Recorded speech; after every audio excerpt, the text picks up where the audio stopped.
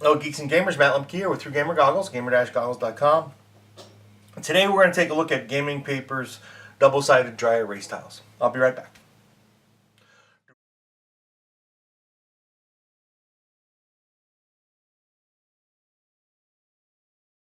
Alright, welcome back. I don't need that anymore. Go away. Bye-bye. It's just a piece of paper. And, okay, so what we have here is 4 tiles that are double-sided, 1-inch squares. They are a solid cardboard product. I suppose if you don't treat them properly, you drop them, you'll probably bend the corners a little bit. But these don't travel with me, so I expect to have them a long time. I use them in a couple different ways, actually. If you're using regular gaming paper, you can use them to use like a fog of war type of thing, or you can add on to sections where you run out of paper. That's a couple of the different ways, but the number one way to use them is to clip them together, like so. They go together rather nicely. And here's something important to note too: you can't put them together like that where the lines don't match up. It won't work. The peg tab is a different size, and actually I want to go this way, and I'll show you that reasoning behind that in a moment. It doesn't matter which side they're on. They fit together nice. I can pick up the whole board if there's an emergency and I need to, like somebody spills their sodas, rather than clipping it apart. This is a dry erase marker. I do not have at the moment a wet erase marker, so I can't check it with that. But I mean, you can see here, just drawing, real quick dungeon, maybe a pit trap here. Old school pit trap, covered.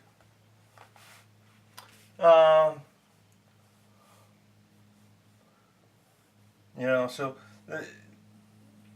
I've even seen guys use each of these as one level, because I mean, when you think about it, 8 inches by 11 inches in the scale that we play D&D, 5 feet, I mean, that's 55 feet by 40, right? So it's really quite a big area. So I mean, this is a huge room, really. This is 5, 10, 15, 20, 25 feet by 20 feet. This is a large living room or whatever, to put in perspective of, you know, like a modern house. And we'll put a door here. And why not? I don't usually add swings. We'll add a swing. Can you tell I'm a great artist? And things of that nature. Now, one thing I do want to point out is after you let it dry, it just kind of comes right off. But if you hit a wet spot, it does kind of, like right there, you can see it smudged a little bit. So I am just using tissue paper, and you can see where it was still wet, it hadn't dried, that there's a little bit of a, I had a bottle here. I had a bottle. Now I have used the dry erase cleaner on this. It works fine. And somebody once told me that if you use permanent marker on it, you can get it off. And that's actually what this is. So, just to prove to you that it is, okay, so this is a Sharpie, fine point. And I'm going to go ahead and do it right here. That's how confident I am that this will work. We're going to let that dry. But you go like this. You just take this over top of it. Take your marker. This has been drying for about 3 days.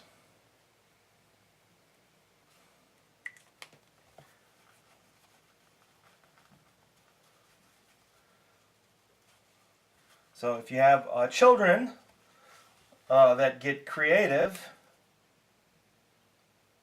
you can take the Sharpie back over top and remove it while it's wet.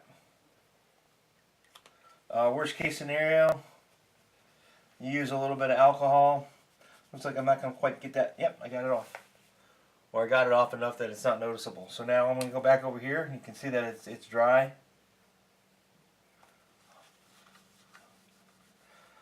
The edges are the hard part to get off. But if you do it within 24 hours, it almost always comes off. So I've been using the gaming paper dry erase tabs grids now for quite a while. What do I think about the product? It's a good product. You do have to be a little bit careful with it if you travel. This isn't something that I would take back and forth to the game store with me. The only thing that I consider a drawback is I don't have good access to a lot of different markers. I would like some chiseled markers for drawing different things so I could be a little bit more ornate. Most of what I have are these blunt tips. I know I can get fine ones, but right now I have about 70 of these from a work project I was doing. I'd much rather be able to get into something not quite this fine. This is super fine, but this is also a permanent marker. And then just be able to do things. And there's no limit to what you can and can't do. There's a lot of different ways to use these. I've seen people stand them up and use them and draw like temple walls on them. If you're artistic enough, you can do all that.